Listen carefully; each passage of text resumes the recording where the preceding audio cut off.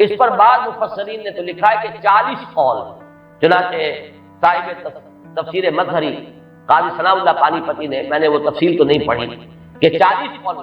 لیکن امام راضی نے جو 9 قول نقل کیے ہیں وہ میں تیزی کے ساتھ آپ کو سنا دیتا ہوں۔ ابن رزین رحمہ اللہ کا قول یہ ہے کہ رمضان کی پہلی شب۔ حضرت حسن بصری رحمۃ اللہ علیہ، یہ ہے تابعین میں سے، اس لیے میں رضی اللہ عنہ نہیں کہہ رہا، رحمۃ اللہ علیہ، حضرت حسن بصری رحمۃ اللہ علیہ کی رائے ہے کہ یہ 17ویں شب، یعنی وہ شب کہ پھر جس کے اگلے دن جو ہے وہ غزوہ بدر ہوا ہے، یوم الفرقان۔ حضرت انس رضی اللہ تعالیٰ عنہ مرفوعاً روایت کرتے ہیں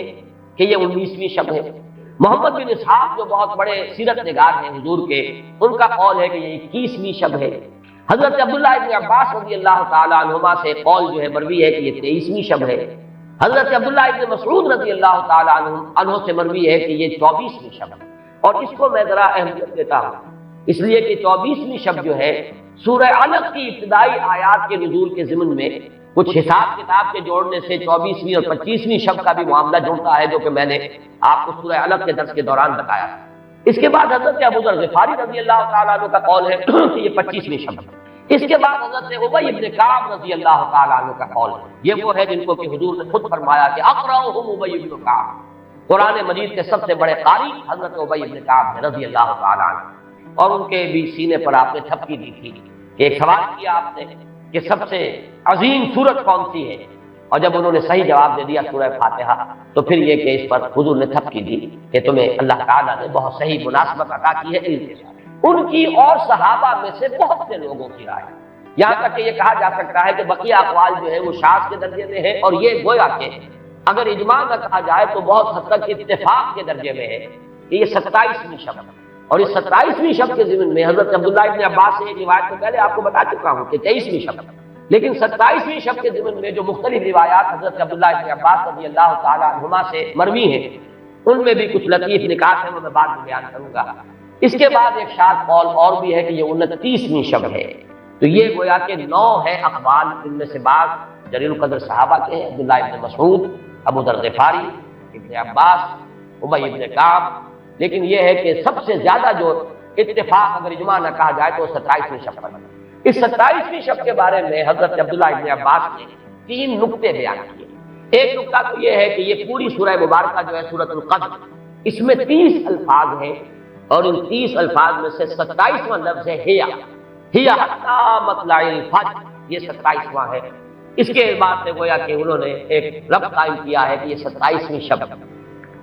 ایک بات انہوں نے یہ کہی ہے کہ اللہ تعالیٰ کو وطر محبوب ہے، اللہ وطر و یحب الوطر، اللہ خود بھی اکیلا ہے اور وطر کو پسند کرتا ہے۔ پھر یہ کہ وطر جو ہے اب رمضان مبارک کے اندر اگر وہ وطر شمار کیے جائیں گے تو 14-15 وطر بن جائیں گے، لیکن اس میں چونکہ آخری عشرے کے بارے میں بہت سی روایات جو ہے ان کا تقریباً اجماع ہو جاتا ہے کہ آخری عشرے میں، تو آخری عشرے میں بھی 5 وطر آئیں گے، 21ویں، 23ویں، 25ویں، 27ویں، 29ویں۔ لیکن حضرت عبداللہ ابن عباس کہتے ہیں کہ 7 کا حصہ اللہ تعالیٰ کو بہت پسند ہے، اور بہت سی چیزیں جو ہے عالم تکوینی میں بھی اور عالم تشریعی میں بھی بہت سی چیزیں وہ ہے کہ جو 7 کے حصے کے ساتھ وابستہ ہیں۔ 7 آسمان ہیں، 7 زمینیں ہیں، ہفتے کے 7 دن ہیں، طواف کے 7 شوط ہیں، سعی بین صفا والمروہ وہ بھی 7 مرتبہ ہے، ادھر سے ادھر، ادھر سے ادھر 7۔ اسی طریقے سے سجدے کے اعضاء بھی 7 ہیں، تو اس سے انہوں نے پہلے وطر اور وطر کے بعد 7 کا حصہ، رمضان کے آخری عشرے کی وطر راتیں اور ان میں 7ویں رات یعنی 27ویں شب، وہ اپنے اس حساب کتاب سے بھی۔ اور جب انہوں نے یہ بات بیان کی تو حضرت عمر رضی اللہ تعالیٰ عنہ نے ان کی تحسین کی۔ آخری بات اور بھی کہی گئی ہے کہ لیلۃ القدر جو ہے اس کے اندر حروف جو اگر شمار کیا جائے تو 9 بنتے ہیں، اور یہ لیلۃ القدر اس سورہ مبارکہ میں 3 مرتبہ آیا ہے۔ انا انزلناه فی لیلۃ القدر وما ادراک ما لیلۃ القدر لیلۃ القدر خیر من الف شہر۔ اس اعتبار سے بھی 3 کو ضرب دی جائے 9 سے تو وہ بھی 27 کا بنتا ہے۔ بہرحال یہ میں نے جیسا کہ عرض کیا تھا کہ ان کا کوئی تعلق نہ صرف سے ہے، نہ نحو سے ہے، نہ روایات سے، لیکن بہرحال حضرت عبداللہ ابن عباس کا ایک ذوق ہے، اس کو آپ ذوقی باتیں بھی کہہ سکتے ہیں، لیکن یہ کہ حضرت عبداللہ ابن عباس کی ذوقی بات ہے، لہذا اس کا کم سے کم تذکرہ ہو جانا چاہیے۔ ایک بحث یہ ہے کہ اہیا باقیۃ ام لا، کیا یہ رات جو اس کی عظمت تھی یہ باقی ہے، یا صرف وہی رات جو تھی جس میں کہ قرآن مجید نازل کیا گیا وہی عظمت کی حامل ہے؟ انا انزلناہ فی لیلۃ القدر، یا یہ کہ اب بھی ہر سال یہ رات آ رہی ہے تو اسی عظمت کی حامل ہے؟ اسی قدر و منزلت کی، اسی برکت کی حامل ہے۔ اس پر بھی تقریباً ایک اجماع ہے کہ یہ لیلۃ القدر باقی ہے ہر سال۔ اس کے ضمن میں بلکہ میں چاہتا ہوں کہ اپنے قول کی تصحیح کر دوں کہ میں ایک رائے میں نے ابتدائی دور میں بیان کی ہے اپنے بعض خطبات میں، تقاریر میں، اور وہ جیسا کہ ایک خطیبانہ انداز ہوتا ہے، قرآن مجید کی عظمت کے بیان کے ضمن میں یہ باتیں، یہ بھی نقطے کے درجے کی باتیں ہوتی تھی اور وہ میں بیان کرتا رہا ہوں کہ قرآن ہے اصل عظمت کی حامل شے۔ جس رات میں یہ قرآن نازل ہوا وہ لیلۃ القدر بن گئی، گویا کہ لیلۃ القدر کی عظمت جو ہے وہ قرآن کی عظمت سے مستعار ہے۔ جس مہینے میں یہ نازل ہوا وہ مذہب جو ہے، وہ مہینہ جو ہے مبارک ہو گیا، شہر مبارک، اور وہ مہینہ جو ہے وہ روزے کی عظیم عبادت کے لیے مختص کر دیا گیا۔ اسی طریقے سے جو دن اس کی تعلیم کے لیے خاص کیا گیا، جو جمعے کا دن جو ہے وہ در حقیقت تعلیم قرآن کے لیے، یتلو علیہم آیاتہ ویزکیہم ویعلمہم الکتاب والحکمہ، جو حضور کا عمل تھا اسی کو دوام عطا کیا گیا ہے خطبہ جمعہ کی صورت میں۔ وہ دن جو ہے وہ سید الایام بن گیا کہ ہفتے کے دنوں میں وہ سردار دن ہے، جمعے کا دن جو ہے وہ سردار ہے تمام دنوں میں۔ یہ بات اپنی جگہ پر صحیح ہے جہاں تک اصولی اعتبار سے، لیکن میں اس میں جو تصحیح کر رہا ہوں دوسری طور سے وہ یہ ہے کہ لیلۃ القدر کی عظمت جو ہے وہ خود اپنی جگہ پر ہے، فی نفسہا ہے، اپنے ہی مقام پر ہے، اپنی جگہ ہے، بجائے خود، جسے کہتے ہیں فارسی میں بجائے خود عظمت کی حامل۔ اور اس کی عظمت کا مقام یہ بھی ہے کہ اس میں فیہا یفرق کل امر حکیم، تمام معاملات جو ہے اللہ کے فیصلے جو ہیں ان کو ایشو کر دیا جاتا ہے، وہ گویا کہ حوالے کر دیے جاتے ہیں، وہ فیصلے صادر ہو جاتے ہیں اللہ تعالیٰ کی جناب سے۔ تو یہ اس کی عظمت قدیم ہے۔ قرآن کا نزول اس کے ساتھ شامل کیا گیا ہے کہ اس عظیم رات کا انتخاب کیا گیا ہے قرآن کے ضمن میں۔ یہ میں چاہتا تھا کہ اپنے ان سابقہ بیانات کے ضمن میں یہ تصحیح جو ہے میں آپ کو نوٹ کرا دوں۔ دوسرے یہ کہ آیا اس کے ساتھ اس کا دن بھی اس عظمت میں شامل ہے یا نہیں؟ اس میں بھی اکثر مفسرین کا جواب یہ ہے کہ دن شامل ہے، اس لیے کہ قرآن مجید کا حساب کتاب، عرب کی تقویم، اس میں رات بول کر بھی دن رات مراد لیتے تھے اور یوم بول کر بھی دن رات مراد لیتے تھے۔ یوم بھی 24 گھنٹے کے مجموعے کا نام ہے، اور جب رات کا تذکرہ آتا ہے تو رات بھی در حقیقت دن اور رات کے 24 گھنٹوں پر اس کا جو ہے اطلاق کیا جاتا ہے۔ جو دن آتا ہے رات کے بعد وہ اس رات کے تابع ہے۔ اس اعتبار سے یہ عظمت جو ہے صرف شب کے ساتھ نہیں ہے، بلکہ یہ کہ اس کے بعد آنے والا دن جو ہے وہ بھی اسی عظمت کا حامل ہے۔ اس سے ایک بہت بڑا مسئلہ حل ہو جاتا ہے کہ جو اس دور میں خاص طور پر بہت سے لوگوں کے ذہنوں کو پریشان کر سکتا ہے، اور وہ یہ کہ جب کہ مکے میں یا عرب میں رات ہے تو امریکہ میں وہ دن ہے،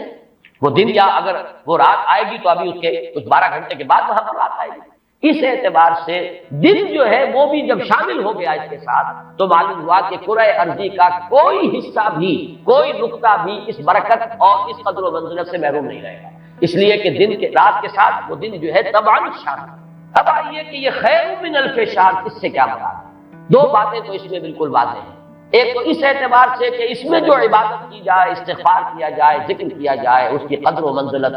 اس کے لیے ایک تعبیر ہے، جو انداز اسلوب بیان اختیار کیا گیا وہ یہ ہے، اس سے مراد تو 1000 مہینے جو ہے گنتی کے 1000 مہینے نہیں ہیں، اس کو جن لوگوں نے حساب کر کے 83 برس اور کچھ مہینے نکالے ہوئے تو وہ در حقیقت یہ حساب کتاب نہیں ہوتا۔ عربی زبان میں کہیں 100، کہیں 70، کہیں 1000، یہ کثرت کی تعبیر کے لیے آتا ہے۔ تو معلوم ہوا کہ بہت زیادہ اجر و ثواب ہے عبادت کا، دعا کی قبولیت کا بہت قوی امکان ہے اس شب مبارک میں، اور یہ کہ تقرب الی اللہ کے لیے انسان کو کوشاں ہو تو اس کی پیش رفت جو ہے اس شب میں جو ہے وہ بقیہ دنوں اور بقیہ راتوں کی نسبت سے بہت زیادہ ہو۔ اس میں جو ایک اشکال پیدا ہوتا ہے ذہن میں کہ آخر کیا سبب ہے کہ بعض خاص جو دن ہے یا بعض خاص مہینے ہیں ان کی جو خاص جو فضیلت ہے، تو اس کو میں سمجھتا ہوں کہ بہت عمدگی سے ہمارے مفسرین نے سمجھایا ہے کہ عالم مادی میں بھی ہم یہ چیز دیکھیں کہ مناسبت ہوتی ہے۔ کوئی فصل ہے گندم کی، اب آپ اگر اس کو غلط موسم میں اگر بو دیں گے تو آپ کا بیج بھی ضائع ہو جائے گا۔ مناسبت ہے، صحیح وقت ہے اس کا، اسی میں اگر وہ فصل جو ہے وہ بوئی جائے گی تو وہ مثمر ہوگی، اس سے آپ کو فصل حاصل ہو جائے گی۔ لیکن اگر آپ نے غیر وقت میں وہی بیج بہترین ہو، دانا عمدہ سے عمدہ ہو، زمین اچھی سے اچھی ہو، لیکن یہ کہ موسم اگر آپ نے غلط کر لیا ہے تو گویا کہ مناسبت جو ہے اوقات، دنوں، ایام، راتوں، مہینوں، سالوں، ان کے جو بھی ایک خاص مناسبت ہے نیکی کے ساتھ، خیر کے ساتھ، عالم امر کے ساتھ، روحانیت کے ساتھ، عالم ارواح کے ساتھ، اس کو ہم قیاس کر سکتے ہیں کہ جیسے موسموں اور دنوں کا معاملہ ہے، اسی طریقے سے اس عالم ارواح کے اندر اور روحانی عالم کے اندر بھی کچھ ایام ہیں، کچھ دن ہیں، کچھ مہینے ہیں جن کی خصوصی مناسبت ہے۔ چنانچہ رمضان مبارک کا مہینہ ہے، اسی طریقے سے یہ ليلۃ القدر ہے، اس کے اندر جو ہے قدر و منزلت اللہ نے جو رکھی ہے وہ اس کی ایک خصوصیت ہے جس کو ہم ظاہر بات ہے کہ عالم امر کی اشیاء جو ہیں کما حقہ تو ان کا ادراک اور شعور ہم اس وقت اس زندگی میں اس دنیا میں حاصل نہیں کر سکتے، لیکن اس کی طرف اس تمثیل کے ذریعے سے کچھ نہ کچھ جو ہے رہنمائی ہو جاتی ہے۔ جیسے کہ قرآن مجید کی عظمت کما حقہ، جیسے کہ وہ عظمت ہے، کما ہیا کسی انسان کے لیے ممکن نہیں کہ اس کا ادراک اور شعور کر سکے، لیکن مثال دی گئی لو انزلنا القرآن على جبل لرأيته خاشعا متصدعا من خشية الله وتلك الامثال نضربها للناس لعلهم يتفكرون۔ یہ مثالیں ہم بیان کر دیتے ہیں لوگوں کے لیے کہ جو معاملات، جو امور، جو لطیف حقائق ان کے ادراک و شعور سے ماوراء ہیں، بلندتر ہیں، اس کا کوئی اجمالی اور کوئی مبہم خاکہ تو ان کے ذہن میں آ ہی جائے ایک تمثیل کی مدد سے۔ اس اعتبار سے اس مادی عالم میں بھی جو موسموں کے اثرات اور ان کی مناسبت یا عدم مناسبت کسی کام کے ساتھ ہے، اس کے